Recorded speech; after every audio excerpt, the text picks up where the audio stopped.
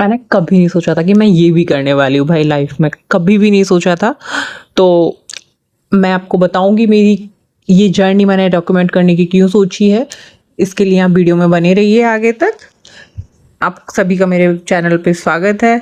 तो गाइस, मैं आपको बताना चाहूँगी कि मैंने अपनी लाइफ जर्नी को रिकॉर्ड करना क्यों शुरू किया है, क्योंकि मुझे लगता है ना कि हमारी लाइफ का ना हर मोमेंट है ना बहुत खास होता है। और जब हम अपनी लाइफ के ना उस स्ट्रगल फेज में होते हैं ना, तो उस स्ट्रगल फेज को ना हमें रिकॉर्ड करना चाहिए, ताकि हम आगे जब सक्सेसफुल हो जाए ना, तब उस मोमेंट को अपन देखें ना, तो फिर अपन को रियलाइज होना चाहिए कि भाई हम कहाँ से कहाँ पहुँचे हैं। हमें वो फ़र्क है ना खुद में दिखना चाहिए।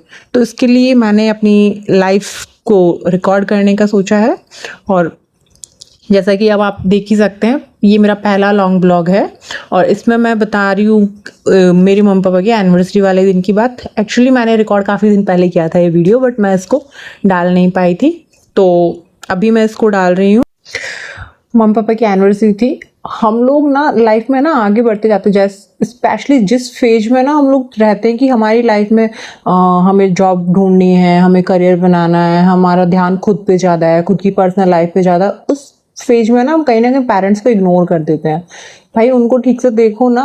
ऐसे मुझे रियलाइज़ होता है कि मैंने जैसे 4 साल पहले की मेमोरीज जब मैं ऐसे देखती हूँ, गूगल फोटोज़ में कभी कभी आता है, या फिर घर वालों को अभी जब देखती हूँ परेशान होते हो ना कि चेहरे पे थोड़ी झुर्रियाँ आ गई हैं, घुटनों में दर्द रहने लगा है, कमर में दर्द रहने लगा है, तो ये सारी चीज़ें देखती हूँ। डॉक्टर के पास ज़्यादा जाने लगे हैं अब, तो ऐसा फील होता है ना कि यार हमने पिछले 4-5 साल में बहुत कुछ मिस कर दिया। तो मैं उम्मीद करती हूँ कि आप में से जो लोग भी अपने पेरेंट्स के साथ में बीच में ऐसे ब्रेक आ गया है, बीच में कंटिन्यू बात नहीं होती है, कम्युनिकेशन गैप आ गया है, तो वो ज़रूर अपने पेरेंट्स को कॉल करें, उनसे बात करें, जो स्पेशली जो बच्चे पेरेंट्स से दूर रहते हैं।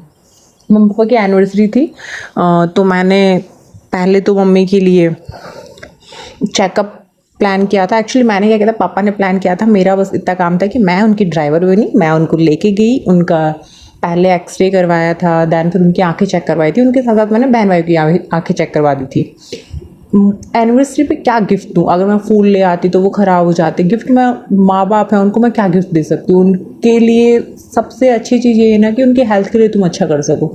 तो मैंने फिर उनका चेकअप करवा दिया, आंखें चेक करा दी। उसके बाद में फिर मैंने सोचा कि कुछ अच्छा बनाती हूँ, अपने हाथों से बनाती हूँ, इससे बेस्ट और क्या ही होगा। तो मैंने फिर दाल बाटी बनाई। अब राजस्थान से तो भाई कुछ भी होता है ना, तो पहली चीज़ ये आती है ना कि हाँ कम ऑयली खाना है और हेल्दी खाना है, अच्छा खाना है, तो दाल बाटी बनाते हैं। तो मम्मी पापा को थोड़ी सी दिक्कत रहती है, तो इसलिए मैंने मिक्स आटे की दाल बाटी बनाई थी। सच में अच्छी बनती है, आप लोग प्लीज़ ट्राई कीजिएगा मिक्स आटे की दाल बाटी बनाने का, बहुत टेस्टी लगती है। बाकी मैंने इंग्रेडिएंट्स लिख दिए हैं इसमें कि क्या क्या इसमें डाला है मैंने, क्या क्या नहीं डाला है। तो दाल बाटी बनाइए, बिल्कुल खाइए आप लोग।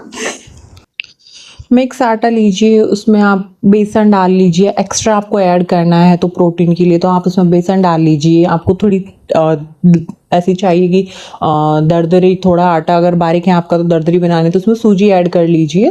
देन उसमें आप फिर सौंफ डालिए, धनिया डालिए, कसूरी मेथी डालिए, घी डालिए और नमक डालिए। सबसे बेस्ट कॉम्बिनेशन है भाई ये। मतलब उस बाटी को आप सूखी भी खाते हो ना बिना दाल के, तो भी वो बहुत टेस्टी लगती है, चाय के साथ भी। मेरी तो फेवरेट है। मैं तो इसीलिए उसमें स्पेशली सौंफ और धनिया डालती हूँ, मैं उसको बाद में चाय के साथ खा सकूँ। और तो फिर बाटियों को पकाते टाइम ना एक्चुअली एक चीज़ ध्यान रखनी है, वो ये है कि इनको ना खुले में पकाना चाहिए। जो मैंने पहली बार जब बाटी ट्राई की थी 4-5 साल पहले लगभग, तो उस टाइम पे ना मुझसे ढक्कन, मैंने इसको ढक दिया था रखती, तो चिपक गई थी उसमें। तो बाटी को क्या है ना, स्टार्टिंग में जब पकाना है ना, तो उसको उसकी सिकाई खुले में करनी है, ताकि वो एक बार टाइट हो जाए ऊपर से लेयर उसकी, उसका अंदर का मॉइस्चर थोड़ा है ना वो ख़त्म हो जाए। उसके बाद में उसको ढको तो वो अच्छे से पकती है, बहुत अच्छी पकती है, बहुत जल्दी पक जाती है ढक के पकाते हैं फिर।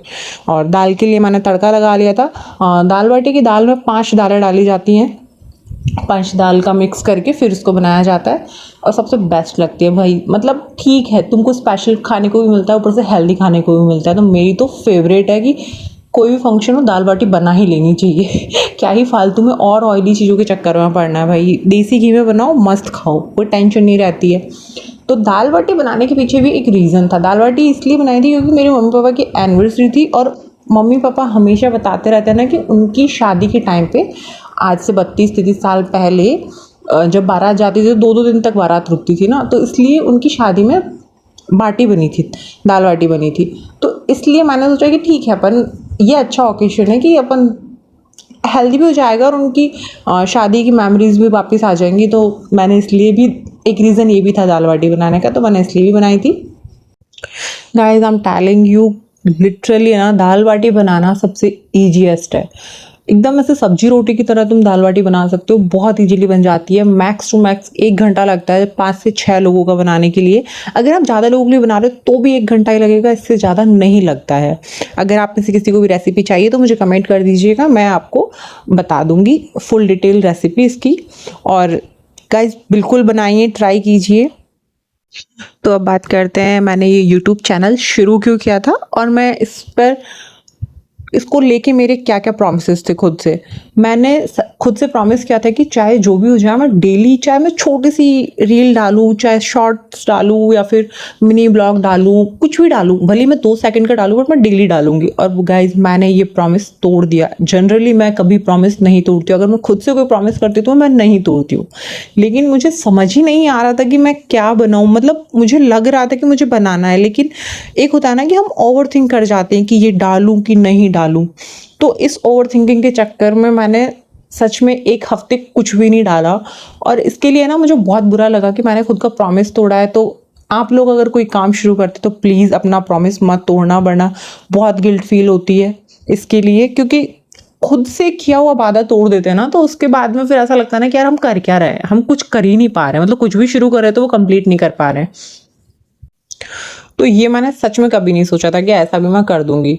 फिर उसके बाद में मैंने फाइनली अब अपने थॉट्स को क्लियर किया है कि नहीं भाई, मुझे शुरू करना है। हो सकता है शुरुआत मेरी इतनी अच्छी ना रहे, शायद लोग मुझे ना देखे ज़्यादा, लेकिन 1-2 लोग भी अगर देखते हैं, एक्चुअली मुझे मम्मी पापा भी देख लेते हैं मेरे, तो मैं उसमें भी खुश रहती हूँ कि ठीक है वो मुझे देख रहे हैं। तो मैंने इसी चीज़ से तसल्ली करके अपने आप को बोला है कि चाहे मुझे एक इंसान भी अगर देख रहा है तो भी मैं डेली डालूंगी, और नहीं देख रहा है तो भी मैं डेली डालूंगी। लेकिन मुझे लगता है कि मैं ज़्यादा दिन तक ये फिर से कंटिन्यू नहीं कर पाऊंगी, क्योंकि मेरा अभी 12 जुलाई से 23 जुलाई तक का विपाशना का सेशन भी है, और उसमें मैं जाऊँगी तो मैं अगेन 10 दिन के लिए फिर गायब हो जाऊँगी। लेकिन उसको मैं अपना प्रॉमिस तोड़ना नहीं बोलूँगी, क्योंकि मुझे लगता है ना कि वासना जाना कोई ऐसा नहीं है कि आप ब्रेक ले रहे हो, नहीं, आप खुद को इम्प्रूव करने के लिए अच्छा कुछ कर रहे हो। मैं इस पर भी बहुत जल्दी एक ब्लॉग बनाऊंगी, और विपासना के लिए क्या क्या सामान लेके जाना होता है मैं इस पर भी बहुत जल्दी ब्लॉग बनाने वाली हूँ। आप लोगों को मेरी पूरी पैकिंग दिखाऊंगी मैं, तो आप लोग ज़रूर देखिएगा। उसके अलावा मैं आपको विपासना पहुँच कर भी अपडेट करूँगी, वो भी आप ज़रूर देखिएगा। Thank you guys for watching मी। और ये टेस्टी सा दाल बाटी तैयार हो गया था। फिर उसके बाद में हम लोगों ने खाना खाया, फिर हम लोग बाहर गए थे। एक्चुअली मम्मी के साथ में वॉक करने के लिए शाम में जाती हूँ, और उसके बाद में फिर वॉक के साथ में हमारा दिन ख़त्म हो जाता है। Thank you guys for watching, bye bye, मिलते हैं नेक्स्ट वीडियो में।